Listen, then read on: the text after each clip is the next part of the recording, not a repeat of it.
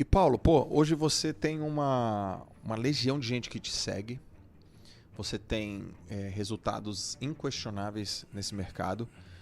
Mas conta um pouco lá do começo. O Paulo que não tinha track record, que tinha dúvida. Eu já ouvi algumas das tuas histórias.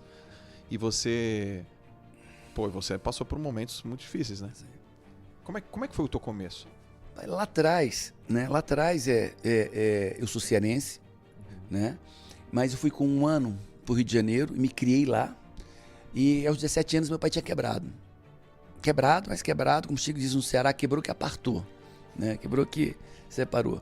E aí, 17 anos, pai quebrado, fazer vestibular, faculdade.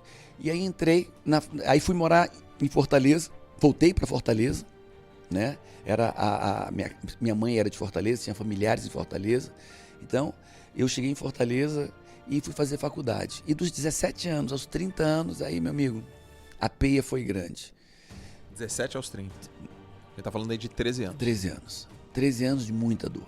13 anos de um casamento que fracassado, 13 anos de muitos baixos e poucos médios, né? Porque não dá nem altos e baixos, era muito baixo e médio. O que você fazia? Cara, trabalhava com o quê? Eu fazia faculdade. Tá. Só que a faculdade que eu fazia no início é de manhã, tarde e de noite. Então eu não conseguia trabalhar. E não tinha dinheiro nem pro ônibus. Não tinha dinheiro para me alimentar. Na época, se fazia cópia dos livros, né? Era institucionalizado a pirataria. E eu não tinha dinheiro para fazer as cópias dos livros. Sim. E aí o que é que eu fazia? Eu saía de casa cedo, para ir para a faculdade, eu saía mais cedo e ia comprando sola de sapateiro, borracha, cola, né? Para fazer cinto de musculação. Aí eu comprava no centro e aí pegava 3 ônibus, 4. Aí depois pegava, deixava nos sapateiros para eles cortarem a sola, para cortarem as borrachas, as fivelas, os raibites e montarem os cintos. Aí deixava em outro canto para fazer uma serigrafia e quando eu voltava da faculdade, eu saía recolhendo tudo isso. Sim. Então minha vida eu fiz a faculdade dentro de ônibus, indo, deixando material, aí depois voltava pegando material, chegava em casa, estudava no ônibus, porque eu não tinha outro momento para estudar, e aí dentro do ônibus, estudava ali dentro do ônibus, e quando chegava em casa, botava na bicicleta e ia vender nas academias. E aí passava a noite vendendo nas academias, voltava 11 horas, a última academia fechava, eu estava lá vendendo cinto de musculação. E aí eu comecei a ter cinto, aqueles do aquele cinto para dar suporte à lombar, né? E aí eu comecei a me sustentar. Eu já tinha dinheiro para comprar os livros, eu tinha dinheiro para o ônibus, eu tinha dinheiro para lanchar. Supostamente meus pais me mantinham, mas nem todo mês tinha e, na verdade, era muito confuso isso. Meus pais estavam passando por problemas muito difíceis também, né? E aí começou, e daqui a pouco isso na casa da minha avó. Aí eu comprei aquelas máquinas bem velhinhas de costura, sabe? Sim. Aquela que o pezinho assim? Aí botava um motorzinho atrás e eu comecei a fazer colchonete de musculação para vender nas academias. E aí daqui a pouco agora eu botava os cintos, né? E botava 2, 3 colchonetes. E meu quarto já era uma oficinazinha que eu fazia ali de madrugada, ia fazendo. E assim eu passei anos, né? Sobrevivendo dessa maneira. Você fazia faculdade de quê? Engenharia. Engenharia. E aí foi. Aí depois eu queria crescer, né? E esse dinheiro não dava pra muita coisa. E aí eu comecei a vender sunga na praia. Eu tinha 7 dias, só estava trabalhando 5, 6. Sim. Então o 7º dia era na praia.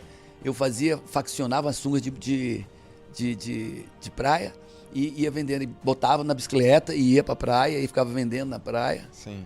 Aproveitava, jogava frescobol. Não tinha orgulho, amigo. Aí parava um pouco, jogava frescobol com os amigos e vendia mais ali. Aí um amigo vendia pro outro amigo e assim foi. E aí casei. O meu primeiro casamento foi um caos. Um caos. E não estou culpando ela absolutamente nada, zero. Sim. Né? Mas os problemas financeiros, as minhas debilidades emocionais, né? As dela também, porque um débil se relaciona com outro débil. Não dá para um débil se relacionar com uma pessoa que... Nem rola. Nem atrai, não tem nem percepção energética, né? Não tem. Quando você vê uma pessoa, ele tá maltratando ela. Os dois são doentes.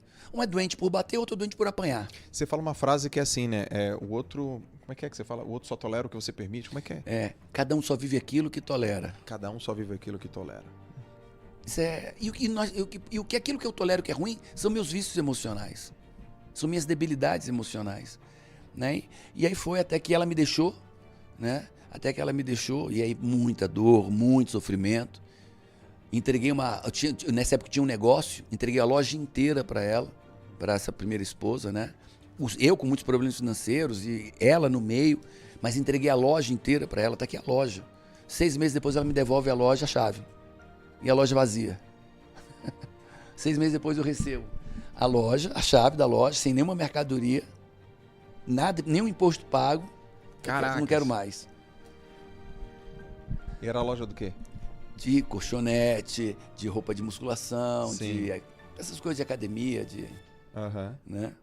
Mas foi, e aí, até que aos 30 anos eu veio uma confluência. Eu sofri um acidente de carro, um poste caiu em cima do carro que eu estava de passageiro, né? Mas assim, antes disso, muitas pessoas já sabem, eu cheguei a um ponto de casado, abrir a porta e ter arroz e ketchup. Arroz e ketchup na geladeira, né? Época de chuva, a casa que a gente morava era alugada e subia, era um alagadiço atrás, e aí a água subia e eu tinha que quebrar um muro embaixo para a água passar, para o muro não estourar e levar tudo.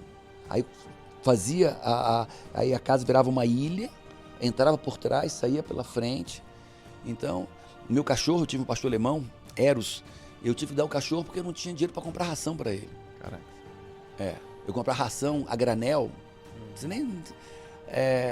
ração a granel, não é a Royal Canin, não, era granel, aquele sacão. E eu comprava ração a granel, pesava ali 1 quilo, 2 era o que eu conseguia comprar, e o cachorro não comia. E o cachorro adoecendo.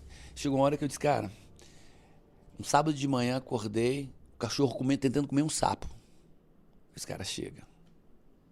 Que eu fique na merda, tudo bem. Agora botar meu cachorro na merda, ele não merece isso. E aí tinha uma casa bonita, que eu tinha visto uns cachorros, assim, uns 4 quarteirões onde eu morava. Aí peguei ele, levei lá na casa, bati na porta, era um cachorro lindo, pastor alemão. E disse, olha, eu quero dar esse cachorro para vocês. Não quero comprar, não estou comprando. Eu não podia vender o que eu mais amo. Não tinha como até que eu precisava do dinheiro, mas não podia vender o que eu tanto amava. Eu disse, eu quero dar para vocês. Por quê? Porque você tem cachorros aí, ele vê que eles são bem tratados, são felizes e tal. Aí a pessoa olhou. Você tem um pedigree deles? Tem. Pedigree e tal. Mas por que mesmo? Mas por isso. Porque eu não tenho dinheiro para comprar ração para ele. Eles olharam e tal. Eu disse, cara, eu tô pedindo, por favor, fica com o meu cachorro. Por favor. Aí eles ficaram, um casal. E é bem duro isso, viu, amigo? É bem duro. E aí, levaram o cachorro. E quando eu vou, e o cachorro parado ali olhando pra mim, ele era muito inteligente. Ele era mais inteligente que muita gente que eu conheço, viu? E ele esperando que eu voltasse, né? E quando eu olho pra trás, tá... Cara, aí eu caminhei mais e começo... Uau! Uau, uau! Na terceira vez que eu olho, ele tá em pé na grade, chorando. Chorando. Gemendo. Aí eu disse, porra, eu volto e deixo esse cachorro na miséria junto comigo, ou liberto ele?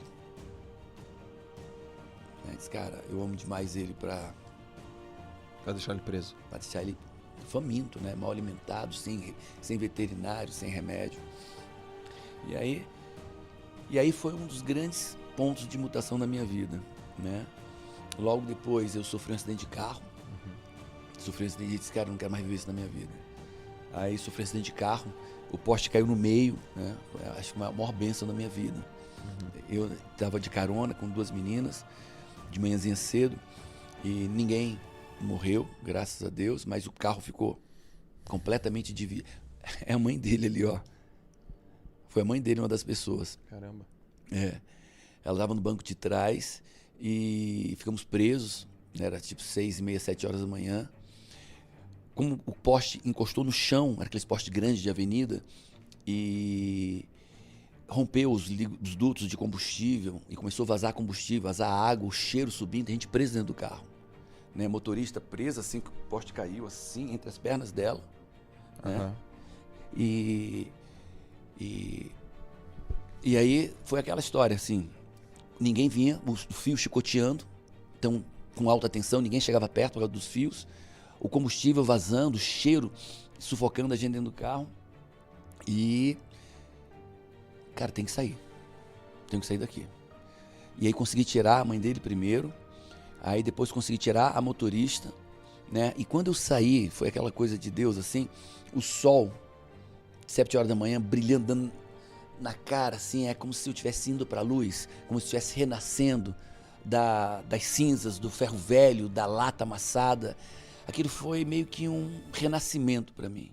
Quando eu saí do carro, vivo, né? Trouxe as duas junto comigo, eu pulava.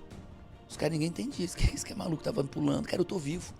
E aí veio algo espiritual dentro de mim, assim, Deus tem algo para mim. Deus tem algo para mim. Porque era para ter caído meio que entre a motorista e mim, e eu consegui baixar ela e me abaixar na hora, né? Eu percebi que o poste ia cair, e eu gritava, e eu pulava, e eu vibrava. Deus tem algo para mim. Essa não é a minha vida, essa merda aqui não é a minha vida. Se eu vivi é porque tem algo para mim. E eu me agarrei nisso. E dali, cara, aí encontrei um livro do Roberto Ginerstic com uma metáfora grega de Sísifo. E aí, nessa metáfora, eu entendi que eu era meu sabotador. Eu buscava sempre culpar alguém, eu tenho que culpar alguém, alguém sempre tinha um vilão na minha vida. Eu nunca errava, os outros erravam. Sim. Se eu estava com problema financeiro, eram os outros. Se eu estava com problema conjugal, eram os outros. Se eu estava com problema profissional, tudo eram os outros. A do Sífiso é da pedra? É. Que levanta pra cima do monte e ela sempre rola? É. E o cara era um enrolado na história, né? A parábola de Sísifo, né? A parábola grega. E, cara, eu disse, sou eu. O problema da minha vida sou eu. E aí eu disse, cara, então tá fácil. Se eu sou o problema, é só me resolver. É só ajeitar quem eu sou, só ajeitar minhas demandas. E daquele acidente de carro, de dar o meu cachorro, e dessa metáfora que eu li, e foi interessante que eu cheguei na livraria, o cara não queria que eu lesse, né? E eu não tinha dinheiro pra comprar o livro. E aí eu comecei a falar, cara, hoje você senta, lê. Sim. Na época não tinha isso. Ou você compra, ou você lê, ou você paga e tal, não dá pra... E eu saí 3 vezes da livraria pra continuar lendo, né? E, cara, mas eu saí deles, cara, eu tenho que mudar. Eu tenho que mudar. O problema tá em mim.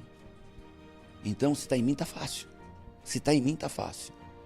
E aí, eu passei, quase enlouqueci. Aí ele foi em abril até novembro. Eu sabia que eu era o problema, eu sabia que eu tinha que mudar, eu sabia que Deus tinha algo para mim, mas eu não sabia o que eu tinha que fazer para mudar, não tinha ferramentas. E aí foi a minha busca atrás de ferramentas.